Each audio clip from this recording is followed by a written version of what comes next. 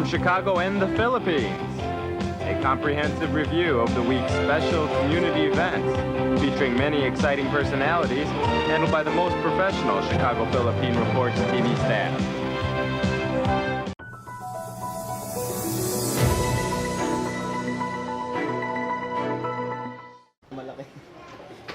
Five Filipinos from abroad and 11 others who have no recent overseas travel history have tested positive for the COVID-19 Delta variant, pushing the total number of the strain's carriers in the country to 35. Of the 60 new cases, 1 came from the United Kingdom, 2 traveled from Qatar, while the DOH is still tracing the point of origin of 2 other Filipinos from abroad. Among the local cases, 5 are from Cagayan de Oro, 2 from Manila, 2 from Antique, 1 from Misamis Oriental, and another case from Pampanga. Of these new Delta variant carriers, 1 died while 15 others recovered from COVID-19. While local cases of the Delta variant have been confirmed, the DOH insists that further investigation is needed before they can say that local transmission of the highly contagious strain is already happening in the Philippines. Yun pong ating mga kaso dito ay paisa-isa sa bawat lugar at magkakahiwalay po siya. So we call it sporadic pa rin dito sa nakikita natin sa ngayon. We are further verifying, but most likely and the assumption will be na galing po talaga sa ibang bansa at nakapasok lang dito sa ating borders. One of the Delta variant carriers has been fully inoculated against COVID-19, while 2 others are teenagers aged 14 and 18. Studies show that the Delta variant is more contagious and multiplies faster due to the L452R mutation in its spike protein. This characteristic of the Delta variant allows the virus to penetrate cells quickly and even get past the immune system. Vaccine czar Carlito Galvez Jr. says the government is set to augment the supply of COVID-19 vaccines in regions where the Delta variant has been detected. The severity of the Delta variant was first felt in India, where millions of people have been infected with COVID-19. More recently, the variant has spread to Indonesia, which has been recorded some 50,000 new COVID-19 cases daily. The DOH has instructed hospitals to expand their COVID-19 beds and wards in case another surge of cases occurs due to the presence of the Delta variant in the Philippines. But according to the Philippine Hospital Association, medical facilities may have a hard time catering to COVID-19 patients should the Philippines experience a surge similar to what is happening in neighboring Indonesia. Sa ngayon, we are not even thinking of the surge anymore. Kami ngayon, nagsusurvive. We are trying to survive. Yung mga nurses namin may mga nagto-24 hours duty na dahil nga karamihan kinukuha ng DOH. Mayroong private hospital na baka kahit na mag-surge yan, hindi na rin mag-a-admit dahil nga hindi naman binabayaran. The Philippine government has placed 4 areas under the toughest lockdown level. These areas are Iloilo Province, Iloilo City, Cagayan de Oro, and Guingoo City. They will be under enhanced community quarantine until the end of the month. The DOH urges the public to neither hold nor attend receptions, parties, and even small gatherings, as the threat of the Delta variant should be taken seriously. The World Health Organization also warned countries to avoid being complacent against the threat of COVID-19, as the end of the pandemic is nowhere in sight. The committee has expressed concern that the pandemic is being mischaracterized as coming to an end when it's nowhere near finished. It has also warned about the strong likelihood for the emergence and global spread of new and possibly more dangerous variants of concern that may be even more challenging to control.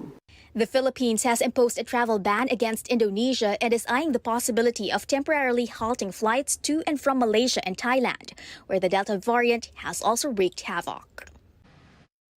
Despite the recent expulsion order against him by PDP Laban President Manny Pacquiao, PDP Laban Vice Chairperson and Energy Secretary Alfonso Cusi believes there is no faction within the party. Cusi made a clarification during their National Council meeting in Clark, Pampanga. The only objective of this meeting is to advance the interest of PDP Laban. There is no secret agenda, no secret candidate. There are no factions in PDP Laban. We all belong to one, united and cohesive PDP Laban. I call for a stop on all party hostilities. I ask all members Do not divide this party. Do not burn bridges. The meeting pushed through despite warnings from Pacquiao's camp. The meeting is illegal and against their bylaws. In attendance is we have 95 members of the National Council via Zoom and 22 individuals physically present. Cusi and Party Secretary General Melvin Matibag were recently expelled by Pacquiao for allegedly violating the party's bylaws by supporting the presidential candidacy of party outsider. But in today's meeting, party members expressed support for Cusi, with Attorney Raul Lambino serving as the council meeting moderator. The manifest of support was signed by Speaker Velasco and other members of the House. I have received a manifesto of support from the House of Representatives. The attendance of the President, as Chairman of the party, Rodrigo Roa Duterte, during the said convention, the continued service of Secretary Alfonso G. Cusi as Vice Chairman of the party. I move to declare that illegal resolution and ultra-virus action of some members of PDP Laban, expelling Secretary Cusi, Attorney Melvin Matibag, and Undersecretary Astrabel Naik, that they are considered to be void, not in accordance with the party constitution and principles. I so move, Mr. Chair. There's a motion, duly seconded. Is there any objection? Hearing none, motion is approved. According to PDP Laban Deputy Secretary General Attorney Melvin Matibag, the meeting conforms with the party's bylaws. Ano pong sabi ng bylaws namin? 2 years lang po ang term of office ng bawat officers at wala pong naganap na eleksyon ng matagal na panahon na holdover capacity kami lahat. Wala pong agawan. This is a democratic process of any political party. During the meeting, former Justice Secretary Vitaliano Aguirre was named chairperson of the party's election committee. Nominations of candidates for a new set of officers is now open. The election will be held on Saturday. Secretary Cusi also proposed the creation of a council of elders with President Duterte as council chairman. Cusi said Pacquiao and Senator Coco Pimentel, the party's executive vice chairman, are also members of the council. During the meeting, members of the Bulacan chapter complained about the alleged offensive statements made by Pacquiao against Duterte, but the complaint was not tackled. Lambino said this is not the proper time to discuss the issue.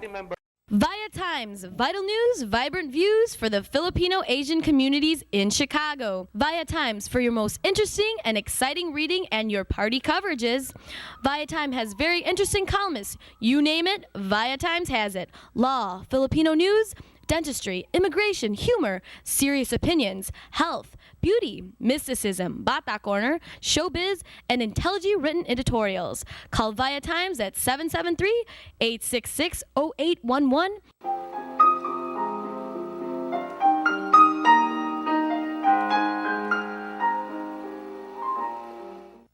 Magandang hapon po sa inyo lahat and welcome to Veronica's segment of this show.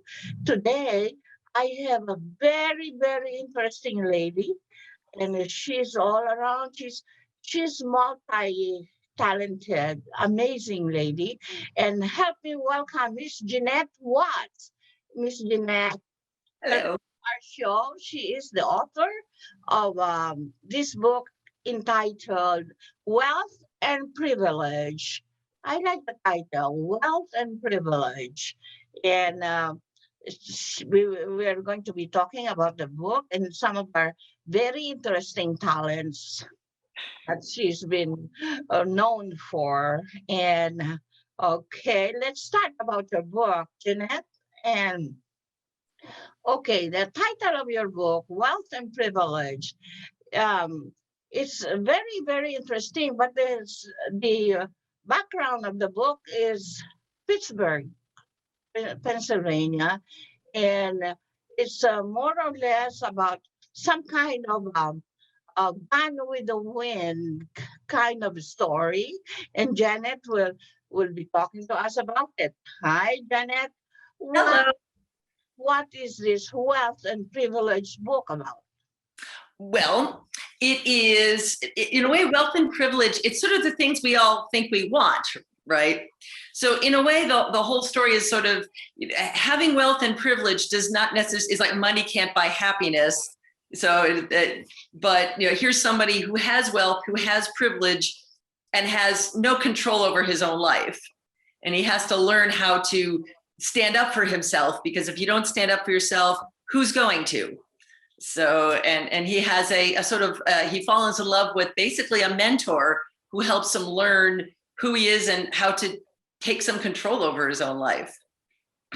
Your story is some kind of a romance and historical in a way, because you have a certain era of the 1800 something, and that's why I mentioned Gone with the Wind, okay, when around that era. But this happened in Pittsburgh. Why Pittsburgh? Well, I had been living in Pittsburgh for 4 years. My husband did his residency there. And in those 4 years, I absolutely loved the city. I mean, here I am, a Chicago girl. I've lived in Montana. I've lived in California. We live in Pittsburgh, and I just loved the city. There was always something to do, someplace to go, something to see. It was so neat. And I also adore history, and Pittsburgh history is so rich. I'm from a place where, in the 1870s, Chicago is an outpost. We're a little town.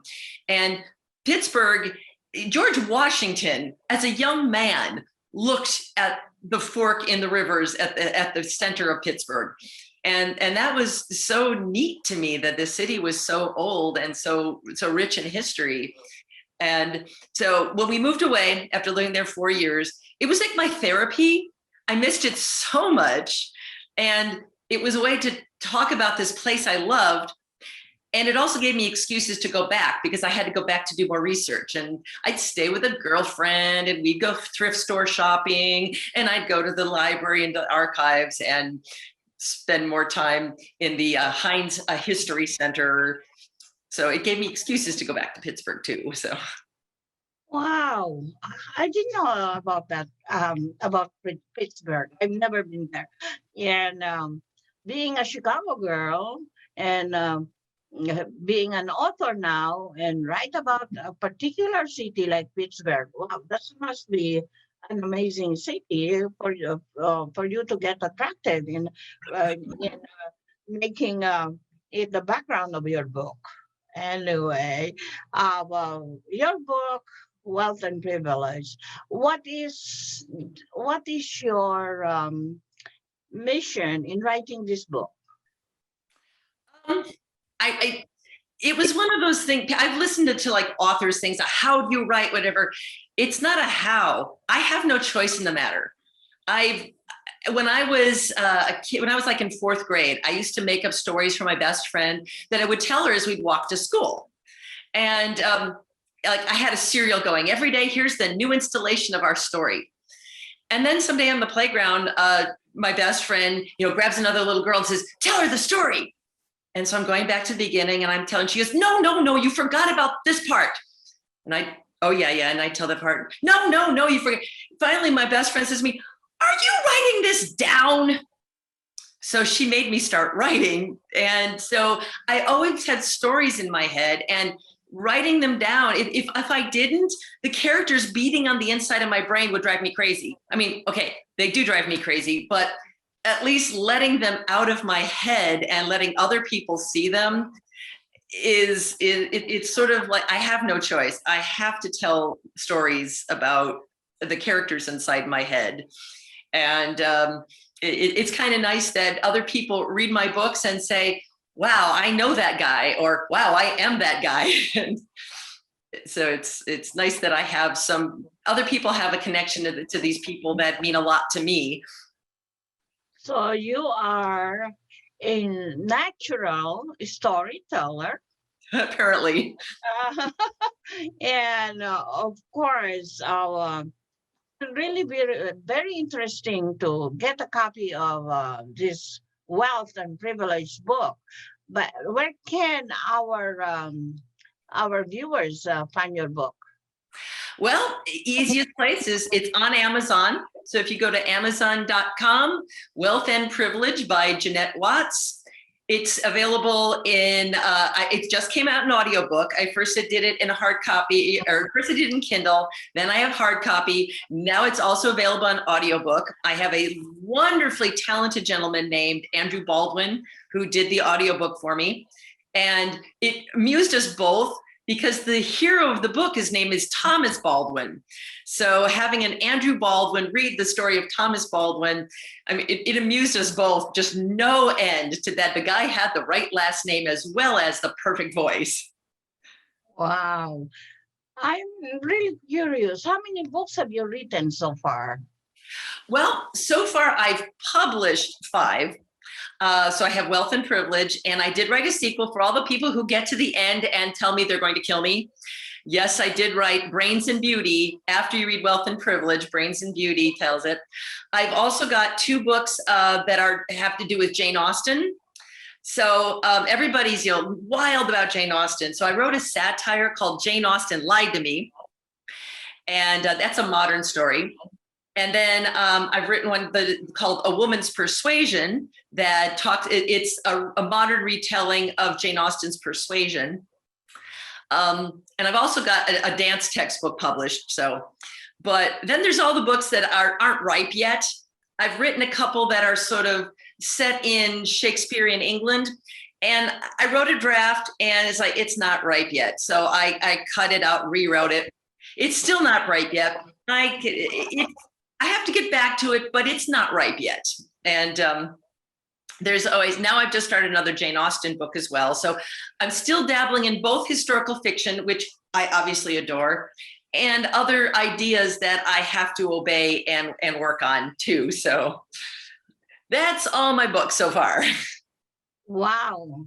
The more I talk to you, Jeanette, the more I think you're such a fantastic, amazing woman. I don't know where you find time that you're doing, but the reason why I've been saying that Miss Jeanette Watts is such an amazing woman. Read this description about her, about what she does before we sign off. Jeanette is a writer, adjunct professor, dance instructor, a tailor, actor, and history buff. What else do you do, Jeanette? And that is so too much work from you. Too much silence of what I'm saying. But I mean, you're terrific. Before we sign off, can you show? I want you to stand up and show our viewing audience an example of one product of your tailoring jobs. Absolutely. So this dress, all right. So this dress is 1875, and I'm going to have to move my chair and back up a bit. So let's see. Oh, let's get a little more headroom because the skirt's the best part. So I have the bustle and these things. And let's see, if I get a little closer here, I've got layers of fringe on the skirt. So on the multiple things. And then I'll just turn. I love it. I love it. And this material, if I get really close, hopefully it's close enough, antique trim and antique buttons. So people have asked about, I've said that my writing is, I write the way I sew, and people says, what does that mean? The answer is thoroughly. Wow. If I can spend it to the time, it's going to be thorough. God. I will say this one with the reds and blacks, I feel a little bit like a dance hall madam from a Western movie. You must really have hundreds, dozens of those kind of costumes, right? I do. You Tell have you a Have me back someday, and we can go down to when I have better signal, we could go down to the basement, and I will give you a tour of my costume closets. Can you do that for one of these days? So when both of us are free, I would like to cover that for another interview. Let's do it. I will happily show your viewers my entire contents of my costume closet. It's like going to the Met Opera. I have so many eras that I do. Wow, Jeanette, I feel fortunate to interview you today and find out more about what you do outside writing a book. You're the sweetest, nicest person. Okay, let's do about the costume visit, okay? Next time. Yes. All right. I would like to say goodbye now in our language. Paalam, and thank you for maraming salamat is thank you. Maraming salamat for gracing our show today, Jeanette. I still think you're the most fantastic woman that I've ever met. Yeah, so multi-talented, and I salute you. Well, thank you so much for having me today. This has been so much fun to talk to you. Okay, thank you so much, and have a good day. Enjoy your weekend.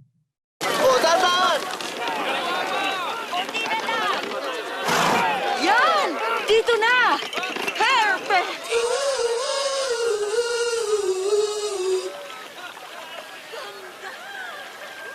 Magandang hapon po sa inyo lahat, and welcome to Veronica's segment of the show. Today, my very interesting guest is an author of a book that really a combination of a memoir and really historical about the Vietnam War. Very, very interesting. That was 50, almost or more than 50 years ago, the Vietnam War. And help me welcome my very interesting guest, Mr. Wayne Ferrin Jr. from Las Vegas. Welcome to our show, Wayne. Thank you, Veronica. It's an honor to be here. I very much appreciate the opportunity. And all right, how's the weather there? And the weather's delightful. It will be in the low hundreds this day, sunny and a little breezy, and it's always pretty fabulous if you enjoy the warmer weather.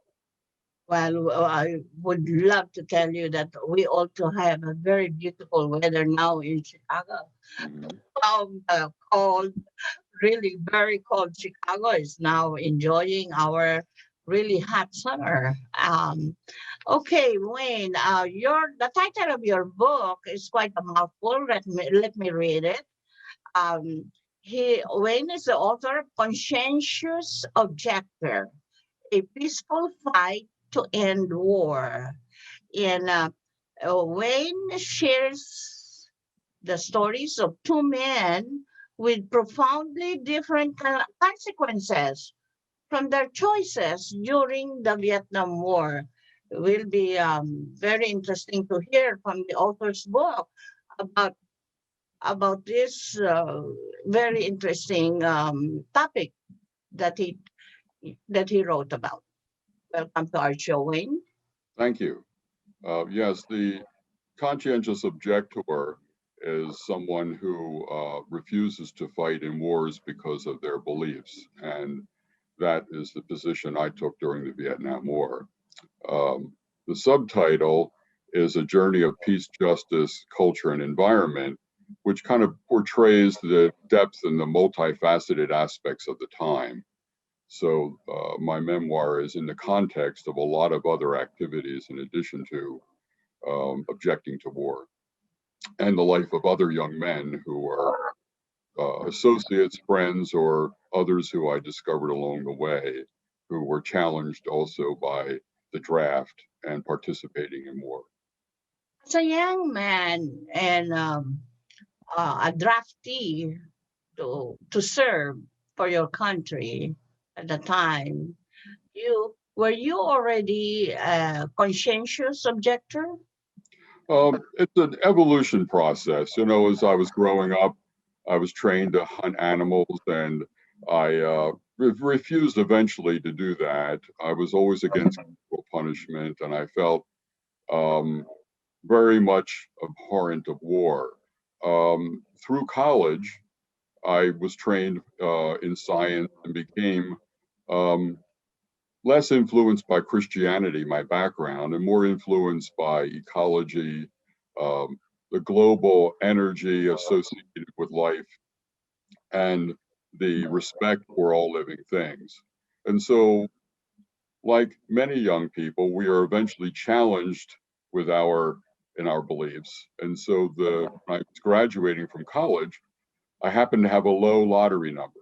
And folks may not know back then that the lottery that was approved by Congress and signed by the president required your birth date and your number that would include when you'd be drafted to be pulled out of these glass containers. And it was on television. And so my number for my birth date was 141. And 141 for 1970 was within the range of people who would be drafted. And so upon graduation, which I had an education deferment as a student at Rutgers, you would then be immediately drafted unless you enlisted. And so I filled out the forms that are allowed for conscientious objectors to apply for that classification, someone who could do alternative civilian service. And that is, I didn't object to serving my country. I objected to going to war and killing people and destroying ecosystems. And so I was confronted then by having to apply for this and then meet with my draft board and answer their questions and explain myself and see whether or not they'd approve my standing, in which case I would serve alternative civilian service as a draftee. Okay, this phase of your life, which happened 50 years ago or more, has really influenced your current life. And that was the reason you wrote about this book, right, Wayne? Yes, very much. Of course, it is 50 years ago when this happened, and many people are writing these kind of recollections and reflections. But I really started the book because I was haunted by a duality. I discovered on the internet in the early 2000s another Wayne Farron, Jerry Wayne Farron, unrelated, who at 19 was killed in Vietnam as a teenager fighting for this country, the father of a child he never met. And so here we have a haunting duality of two men born the same year, only 3 months apart, one enlisting before graduation from high school and being killed when his plane was shot down upon attempted landing in Quezon.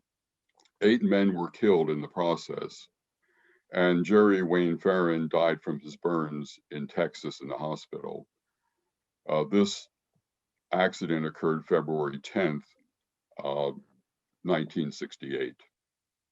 And all of that was unbeknownst to me until I discovered when some friends said, Wayne, you should check your name on the internet. You know, there's a lot of stuff there about you. I said, well, you know, I've been involved in science and, you know, if you publish something, it's going to be there. But it was earlier in the days of the web and, you know, I wasn't paying much attention. So one day I did check, and on the very first page of my name was Panel 42, Vietnam War Memorial. Well, of course, that is shocking to see your name listed in a war memorial when you're live, healthy, and have had a successful life. And what does it mean? Well, that's how I discovered Jerry Wayne Farron in his life.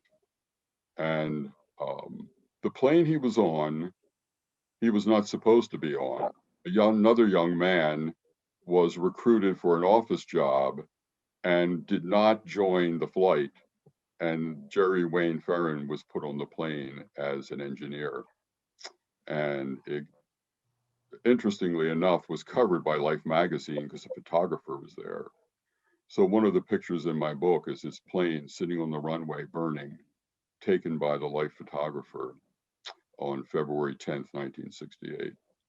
Very tragic, very haunting, the duality of two Wayne Ferrins in the situation, and one a conscientious objector and one who went to war to serve the country. Isn't that really very interesting and quite unbelievable that there would be two names under the circumstances at the time, two Wayne parents, almost the same age, the same birthday, and serving at the same time for the country, but with different philosophies in life. Yeah. Wow. And that how many books, how many chapters in your book you have devoted to another Wayne Ferrin? Well, there's not much of information available about him. I was able to contact a cousin who provided some information, but he was very young. There wasn't much information available. And I do discuss his service and the activities that we were able to uncover about him. My book focuses partly on my early life and then leading up to Vietnam and the war. I include a whole chapter on the natural history, ecology, and diversity and wonderful things about Vietnam, because a lot of people are just unfamiliar with the incredible wealth of resources and diversity of people who are there. I then include a chapter on the wars, and Vietnam War, from my perspective, I think was important to explain, is really about resources, the extraction of resources, colonialism, and the bigotry and other elements of Western culture on a people. And it was less about communism and more about colonialism and the obtaining of resources. And so my interpretation of the war has to be done in the context of why we should not be there. And Jerry Wayne Ferrin's death, along with 50,000+ others, and those who have subsequently committed suicide over this, are a tragic reminder, as well as the thousands of Vietnamese who were killed over a war that should have never been fought. And Jerry Wayne Ferrin, I think I wanted to honor him and his role, and in comparison to my life. And so I do the best I can to respect him and other young men who were in that situation. Now, another friend of mine, John Braxton, in the book, a Quaker and conscientious objector, refused to participate as in alternate service as I did, you see. And so John went to federal prison for 16 months for his beliefs. So there are different outcomes. John is a successful teacher and union organizer today. I've had a long and successful career. We both have families. Jerry Wayne Ferrin died as a teenager and a father of a child we never met.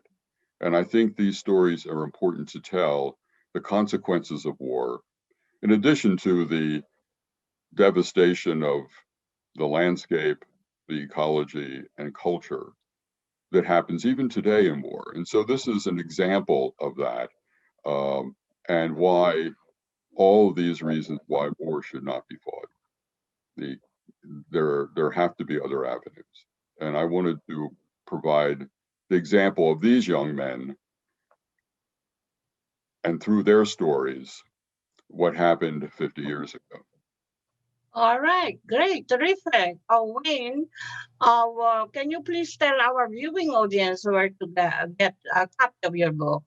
Yes, the book can be purchased from the publisher, Archway Publishing, or on Amazon, or Barnes & Noble, or quite a few other bookstores now that list it online. It's available in hard copy, soft copy, and digital. And some of the information can be obtained through my website at WayneRFerrinJr.com. Great, terrific. Wayne, I really enjoyed interviewing you today and talk about your book, a very interesting book, A Conscientious Objector, Mr. Wayne Ferrin Jr. And it is going to be very interesting if you get a copy of his book and read about all the other characters that he was talking about. And that happened 50 years ago, right? Yes, and more. Within the 55 to 50 years ago. It will be nice to have Hollywood discover your story. Yes, well, I think there is a wonderful, I think there's an important story. There's an important story to tell. And I think certainly there could be a play and a movie out of the important tale of young men confronted with war. Correct. And today, young women. So, you know, today's situation is different and broader. And so it now includes actually all of humanity. Great, terrific. I thank you for gracing our show today. In our language, maraming salamat, Wayne, for gracing our show. We speak English, Tagalog English, and just keep in touch with us about the outcome of your book. If you have, and also if you have another project in the future in your writings. Okay. Thank you. All right. Thank you. Salamat. Thank you very much for the opportunity. I enjoyed speaking with you. It was wonderful. Okay. Bye. Bye.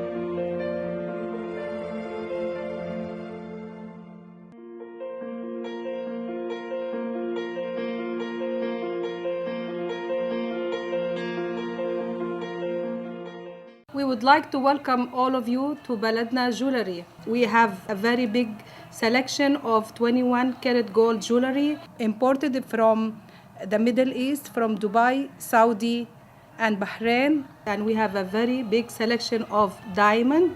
We offer free financing for 6 months, and we have a layaway system which you can leave your stuff for 3 months. We repair gold and we buy old gold. Welcome to Baladna Jewelry. Salamat po!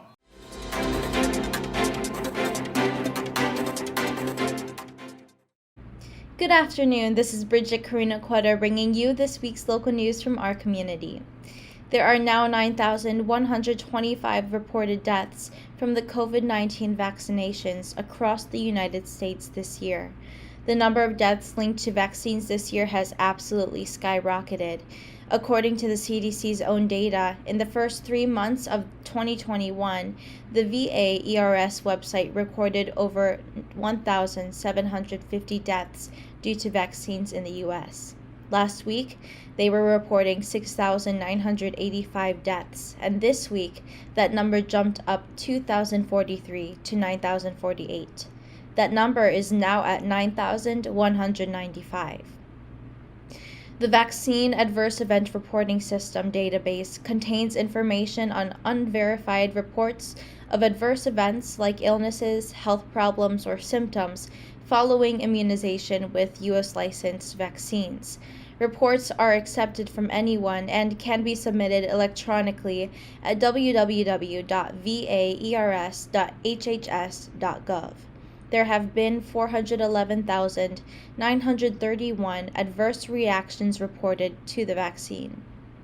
Demonstrators in Cuba have been taking to the streets in recent days to protest deteriorating conditions under the prevailing communist regime, with worsening economic conditions reportedly serving as a driving force behind the uprising, as Fox News reports. The size and forcefulness of the protests were, according to the New York Times, widely viewed as astonishing, given the island nation's history of brutally quashing dissent, with the outlet adding, activists and analysts called it the first time that so many people had openly protested against the communist government since 1994, when a massive wave of Cubans ultimately fled the country via the sea. Amid shouts of, "The people are dying of hunger," and "We want freedom," Cubans boldly and vocally demanded the end of communist rule and declared, "We are not afraid," according to Alexandre Krauss, senior advisor to the European Union Parliament. Gang members in Chicago outnumber law enforcement officers about 9-1, as officers are on track to retire in record numbers this year, police said Wednesday. Police Superintendent David Brown estimated last year that there are about 117,000 gang associates who are part of the city's 55 known gangs. The number greatly exceeds the city's police force, which employs around 13,000 officers. The violence in the city has skyrocketed, with reports of deaths and injuries nearly every weekend. Attorney General Kwame Raoul joined a coalition of 18 attorneys general in calling on the National Highway Traffic Safety Administration to take stronger measures to protect children while traveling in car seats. The NHTSA is the federal agency within the U.S. Department of Transportation that regulates child car seats. In a letter sent to the NHTSA and the U.S. Department of Transportation, Raoul and the coalition asked the NHTSA to implement side impact testing standards for child car seats as quickly as possible, after 20 years of delay that has been unacceptably endangering children's safety. The attorneys general further urged the NHTSA to require that all child car seat labels include clear, concise language conveying a principle that all child car safety experts endorse, that every child remain in his or her current seat until they exceed its height or weight minimum. Haley's Law was signed into law July 9th by Governor J.B. Pritzker after unanimously passing the Illinois House and Senate. Haley's Law ensures children under 16 can run a lemonade stand without a permit or license. In 2017, Haley Martinez started her Haley Bug Lemonade stand to raise money for her college fund with the help of her mom, Eva. In a violent neighborhood where people are reluctant to go out, Haley brought together her Kankakee, Illinois neighbors as she happily sold 50-cent cups of lemonade. It was kind of scary at first because we liked to stay inside the house. We didn't like to come outside because of all the stuff happening around here, Haley said previously.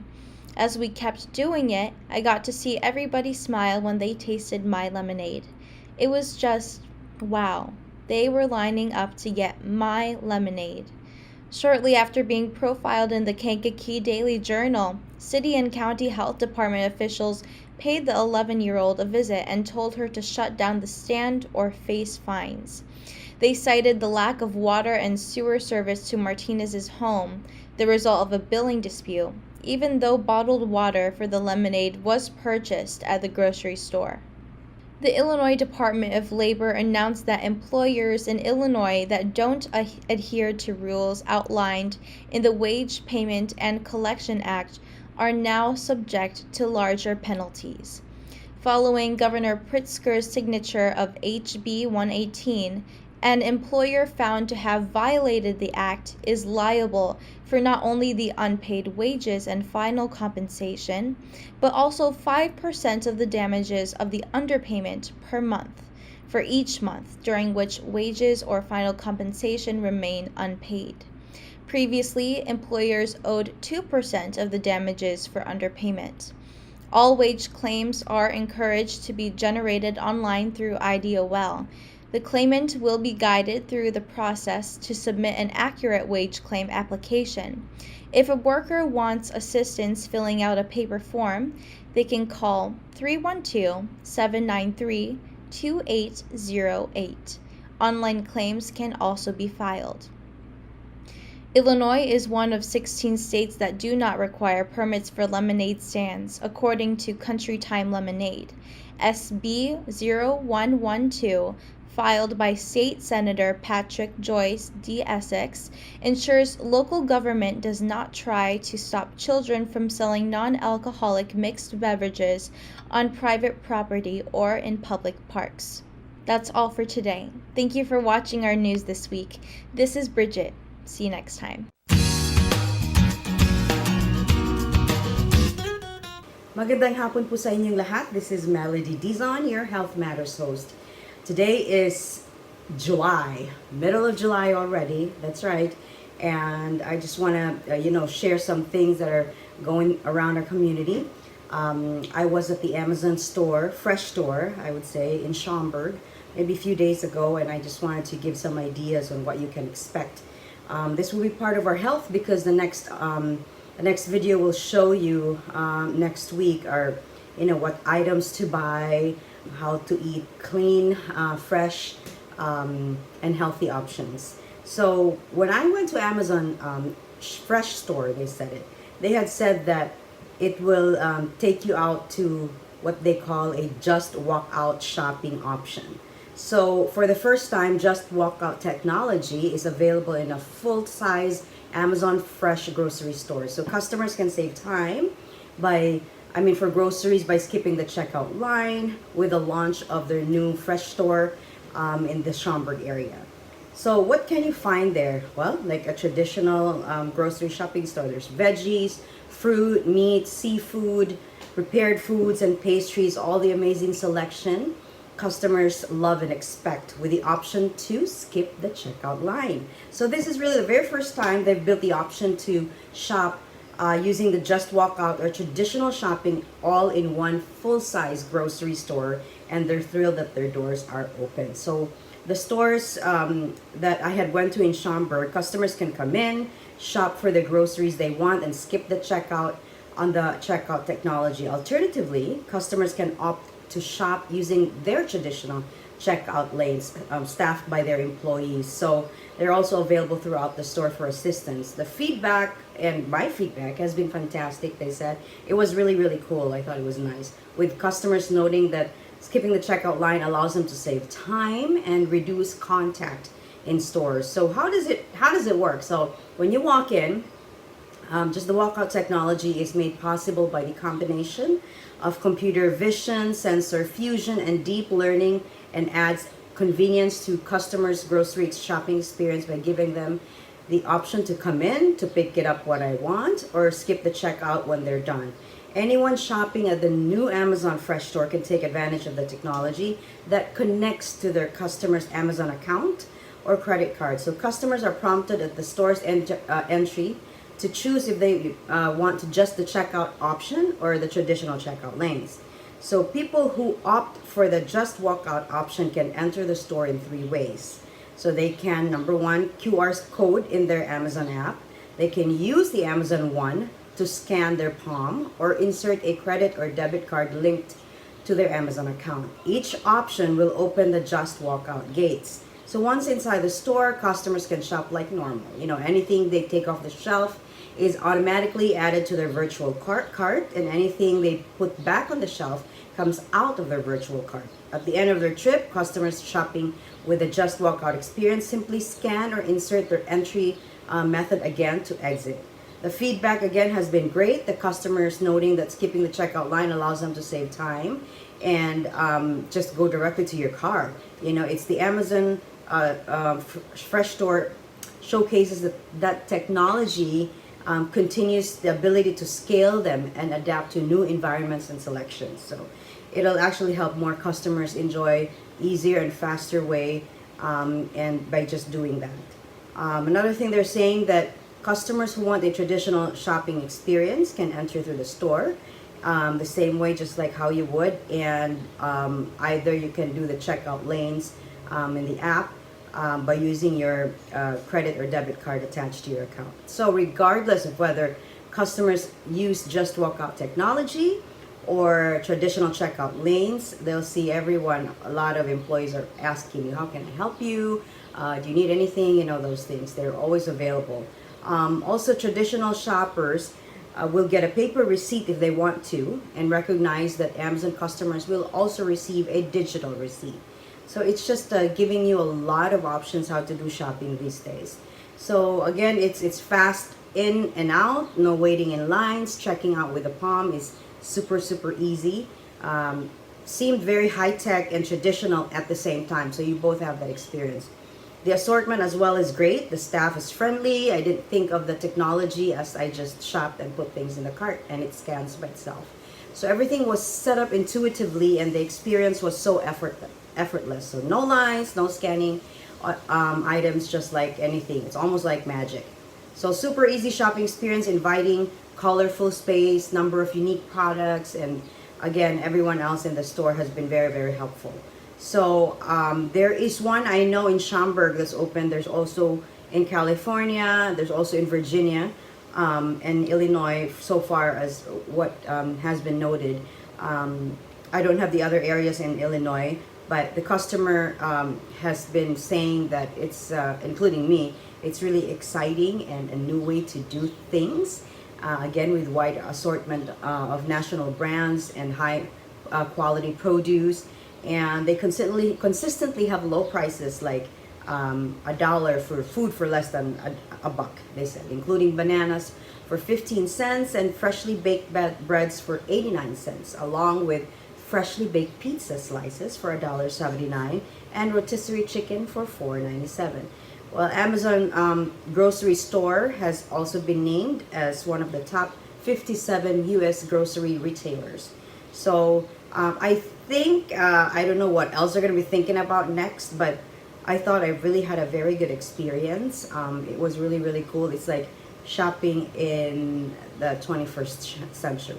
So folks, stay tuned for next week as I will bring you to the store and help you choose options so that you will have a better and healthy living. That's it. Magandang hapon po sa inyong lahat. This is Melody Dizon, your Health Matters host. Thank you so much.